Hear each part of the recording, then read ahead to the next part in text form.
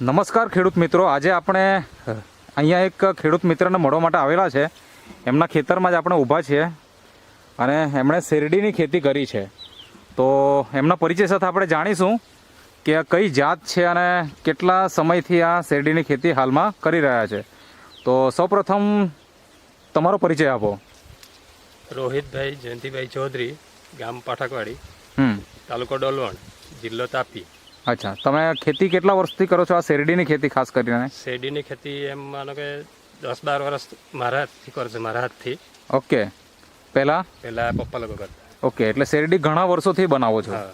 Okay, તો શેરડીની જાત કઈ છે? 8005. 8005. અને હાલમાં અત્યારે તમારા ખેતરના છેડે આપણે ઊભા છીએ, પાડ ઉપર આપણે ઊભા છીએ. આ બીજાની ખેતી છે ને? હા. આ બીજાની શેરડી છે અને આ તમારી શેરડી છે. હા. હવે મને એ જણાવો કે આ શેરડી નવું રોપાણ છે કે લામ છે? આ લામ છે. લામ છે. લામ છે. અચ્છા, કેટલા વર્ષની લામ છે? પહેલા વર્ષની, બીજા વર્ષની? આ છે 5 વર્ષ હમણાં જે પાછી પડે ને, હા. 5 વર્ષ થાય. અચ્છા, 4 વાર પડી ગઈ છે. 4 વાર કટિંગ થઈ ચૂકી હમ. અને આ 5મી વખત કટિંગ થશે. હા. એટલે પહેલા વર્ષનું રોપાણ હા. અને બાકીના બીજા 3 વર્ષ લામ કાઢી નાખી. એટલે કે ચોથા વર્ષની લામ છે એવું? હા, ચોથા વર્ષની લામ. ઓહો, મતલબ કે અત્યારે આપણે તમે ખેડૂત મિત્રો જો આ શેરડીનું ખેતર છે અને એના બાજુમાં બીજા વ્યક્તિનું શેરડીનું ખેતર છે, બીજા ખેડૂત મિત્રનું, બરાબર? તો આ કેટલા વર્ષની હશે? આ બીજા વર્ષની છે. આ બીજા વર્ષની. ના, આમ પણ આપણે જોવા જઈએ તો ચોથા વર્ષની લામ છે. લામ છે. ના, પહેલા વર્ષની લામ હશે ને? હા, એકચ્યુઅલી પહેલા વર્ષની છે લામ. એક વખત કટિંગ થઈ ગયું અને આ બીજા વર્ષ છે. બીજા વર્ષ. ના, અહીંયા આપણે ઓલરેડી 4 કટિંગ થઈ 4 ગયા. કટિંગ થઈ. ના, હવે 5મું થશે. 5મું થશે. જોરદાર. હવે આમાં તમે શું ટ્રીટમેન્ટ કરી પહેલાં તો એ જણાવો, કારણ કે મોટાભાગના ખેડૂત મિત્રો શું કરતા હોય તો કે એક વર્ષ પહેલા વર્ષનું રોપાણ, હા. બીજા વર્ષની લામ હા. અને ત્રીજા વર્ષે તો ભાગ્યે જ કોઈ રાખે. ના, રાખે જ ને નહીં. તમે તો મતલબ આ 5મું વર્ષ કટિંગ કરવાના. તો કેમ રાખી એમ પહેલાં તો મને એ જણાવો એમ આટલા વર્ષ સુધી? પહેલા પપ્પા લોકો કરતા હતા હા. ત્યારે પહેલા એક વાર શેરડી પડે, હા. બીજી વાર કાઢી જ નાખે. અચ્છા. એનું કારણ હતું કે આ પેલા એના જોડી આવે કે નહીં, હા. એ મરી જતા હોય એમ. ઓકે. એટલે એમ મોટી ગેપ પડી જતી હોય. ઓકે. એટલે પેલો જે માલ ઉત્તરવું જોઈએ તો ઉત્તર નહીં આવતો હોય. ઓકે, તો તમે કેમ રાખી? અમે આ ગેપ નથી પડી. અચ્છા, અહીંયા તમે ખેડૂત મિત્રો જોઈ શકો છો કે અહીંયા દરેકે દરેક જગ્યા એક સરખું મતલબ ઉત્પાદન જોઈ શકો છો. આ લામ જેવી એકચ્યુઅલી લાગતી નથી, પણ જો તમને મનમાં પ્રશ્ન હોય તો આ ખેડૂત મિત્રનો તમે કોન્ટેક કરો અને રૂબરૂ ખેતરમાં મળવા માટે આવો અને સાથે આજુબાજુના ખેડૂત મિત્રને પણ બોલાવીને તમે કન્ફર્મેશન લઈ શકો કે ભાઈ આ ખરેખર 5 વર્ષની લામ છે, બરાબર ને? બરાબર. હા. તો રોહિતભાઈ આમાં શું ટ્રીટમેન્ટ કરી એ થોડીક માહિતી આપો. ટ્રીટમેન્ટ અમે આ NPK, હા. જે નેટસોપ કંપનીનો બાયોફિટ. ઓકે. હા. આ જે તમારા હાથમાં છે NPK, હા. હા, એનું તમે ઉપયોગ કર્યો. હા. કઈ રીતના? ડ્રિન્ચિંગમાં. કેટલી વખત ડ્રિન્ચિંગ કરી આ વર્ષે? આ વર્ષે 2 વાર કર્યું છે. ઓકે. અને આ NPK તમે કેટલા વર્ષથી વાપરો છો પહેલા તો એ બી જણાવો મને. એ એમ 4 વર્ષથી જે વાપરીએ છે. ઓકે, 4 વર્ષથી તમે આ શેરડીમાં વાપરો છો, હા. એટલે જ 4 મતલબ આ 5મી લામ, હા. બરાબર ને? ચોથી લામ અને 5મી કટિંગ થવાની. હા. ઓકે. અને બીજું એની સાથે શું વાપર્યું એ થોડીક વાત કરો. આના છે ને એમ પહેલા 4 સ્પ્રે કરતો હું, પણ હા. આ વખતે 1 સ્પ્રે રહી ગયો છે. ઓકે. એટલે 3 સ્પ્રે થયા છે આના. આ વખતે 3 સ્પ્રે કર્યા, બાકી આમ તમે 4 સ્પ્રે કરતા. કરીએ, હમ. ઓકે. તો આનો તમે કેટલી વાર છંટકાવ કર્યો? 3 વાર. 3 વાર. હમ. ઓકે. અને આમ દર વર્ષે તમે 4 વખત 4 કરતા. વખત કરતા. તો આ જે 4 વર્ષ દરમિયાન દર વર્ષે ઉત્પાદન કેટલું આવ્યું એ થોડીક માહિતી આપો. એમાં મારા 12.5 ગુંઠા હતા, એમ હા. 24 ગુંઠા 1 વીઘો થાય, હા, પણ એમ 30 ટન 32 ટન થાય. એક મતલબ વીઘે. અડધું વીંગું જ. હા, એટલે અડધું વીઘું જ એમ. હા. 12 ગુંઠા. હા. પણ એમાં પહેલા વર્ષે એમ 29 ટન રોપાણ હતું ત્યારે કેટલી થઈ? 29 હતું. 29 ટન. પછી ઓકે. બીજા એ વર્ષે વર્ષે વાપરેલી કે નહીં વાપરેલી પ્રોડક્ટ? ના, એ વર્ષે નહીં વાપરેલી. ઓકે. હા. પછી પછી 28 ટન થઈ. 28 થઈ. હા.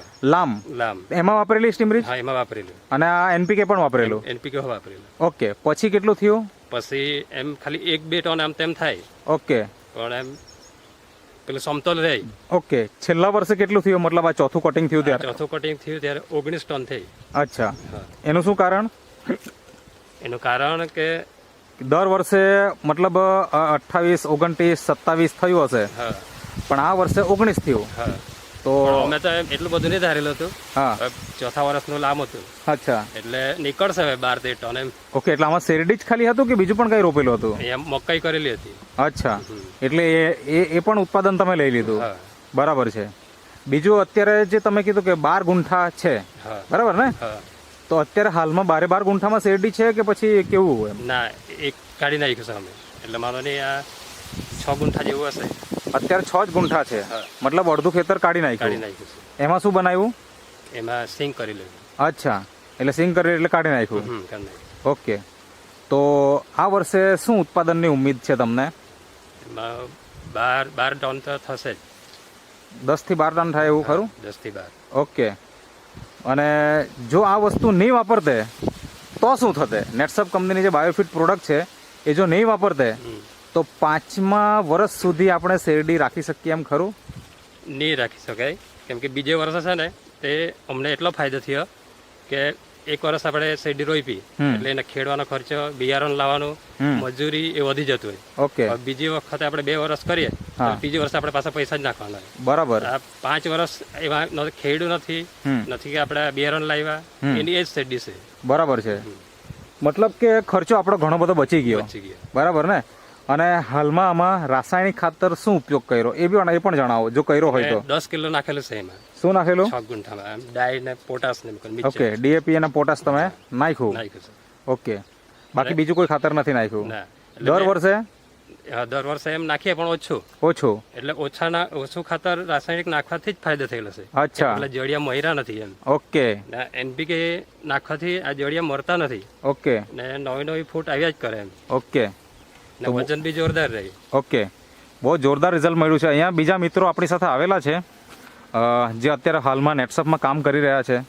તો આપણે એમને એક વિનંતી કરું કે શેરડીના ખેતરમાં જરાક અંદર જાઓ, જેથી હાઈટ શું થઈ છે એ પણ આપણને ખબર પડે.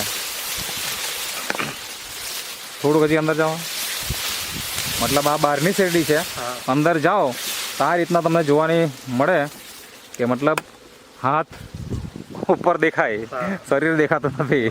બરાબર ને? મતલબ કે 6 ફૂટથી વધારે હાઈટ ઓલરેડી થઈ ચૂકી છે. અને તમે જ આ બીજા ખેતરમાં પણ આવો, જેથી ખ્યાલ આવે કે અહીંયા શેરડી કેટલી છે. કારણ કે હા, થોડુંક અંદર જાઓ, કોઈ વાંધો નહીં.